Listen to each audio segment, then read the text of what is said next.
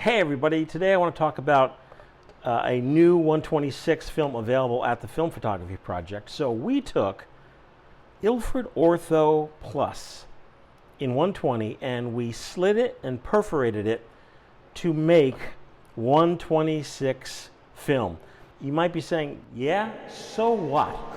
The great thing about Ilford Ortho Plus is that it's orthochromatic, which means that this film can be inspected, loaded under a red safety light. For all the 126 shooters out there who really dream about the day when they could take an old 126 cartridge with backing paper, load film and shoot with it, it's our lucky day. Now note, this will also work in a Phacmatic adapter or in a 126 cartridge without backing paper, as long as you tape up this little window. Let's go into the darkroom under a red safe light and let's load up this cartridge. Ilford Ortho Plus, it's an orthochromatic film, which is why we can work under a red safe light. You cannot use a red party bulb or anything you buy at the supermarket. You do need an actual safe light. The tools that you'll need, well, it's always great to have a clean space and some time. You will want to turn off any devices like a watch, as not to be disturbed by light. You'll need light-tight tape. You'll need regular paper tape. Your cartridge that you're going to reload, make sure your cartridge is already pre-cracked, meaning prepped. Your film, a pair of scissors, and of course whatever camera you're going to be loading your film into. It's always best to load the film in your camera when you're working in the darkroom scenario. This way your cartridge isn't prone to any additional light leaks. Once the cartridge is loaded and we're putting it back together, we will want to tape the ends, and I use light type opaque tape. This is available at the filmphotographystore.com. Pre-cut a piece for each end of the cartridge, and I just put it on the end of my table here. Ooh. And then I cut a piece of white paper tape, and this is the tape I'm going to use to tape my film onto my backing paper. Every other panchromatic, regular black and white or color film has to be loaded in the dark, except for orthochromatic film. So let's get prepped. Here's my cartridge. I'm going to wait till the last minute to open up my film canister, because even though we're in red light, you still want to keep exposure to the minimal. We're at the very end, and what I do is I take the backing paper and I roll it as tight as I could.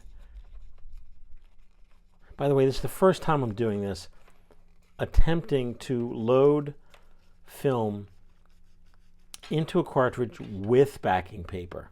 Usually I do it without the backing paper. The luxury of the backing paper is, when you're shooting, you know what exposure you're at and when you're at the end of the roll. So I usually make this little very tight ball. I do that till I get to the last exposure, 20. This is a 20 exposure roll. All right, now I'm gonna open up my film. And it's just always important to completely remain calm, because it's easy for this all to start running away. The chore here is to line up the holes in the backing paper with the holes with the perf in the actual film. And that is the chore at hand. And that is something that I haven't done before. So I'm going to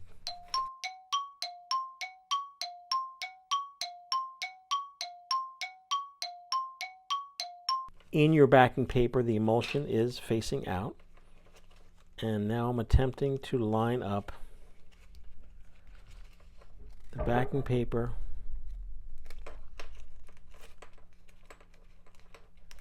with, hold on, you see how things get away from you. I want to keep this nice and tight. Great. Now, this being the first time I'm doing this, it's a little clunky, but once you do it once or twice, it really just becomes a matter of, second nature, so to speak. Hole. Okay, so far so good. Okay, now I'm going to start rolling. Here's my next perf. Oh, it's lining up. Good. Next perf, lining up. Okay, this seems to be working very well.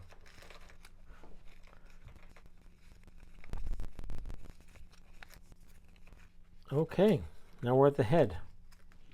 Take my scissor, take my film, and cut it. Take my piece of tape to it. Now you know you're at the front of the roll, by the way, because the old adhesive from the original film, you'll feel it. You'll feel it and you'll see it. Attach your film to the backing paper. Great. Here's your cartridge. Take your film. See, here's the emulsion. We're going to flip it. This part that's rolled in a nice tight ball, you're going to put it in the well. Great. Then you're going to take your front part, put that as also a well. You feel it all fit in, nicey nice, perfect. Take your lid, put your lid on. It will fit perfectly. Great. Now you take your light, tight tape and you tape the ends. Great.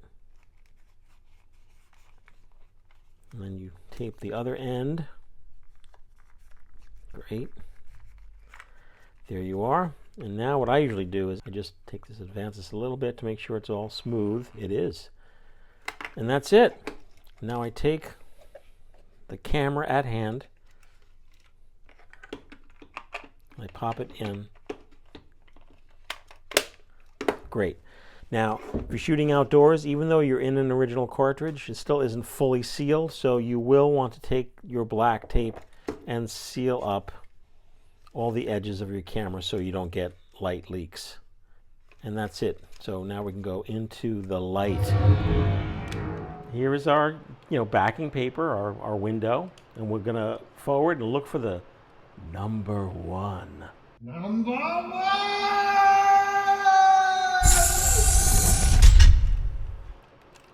Okay. Oh my God.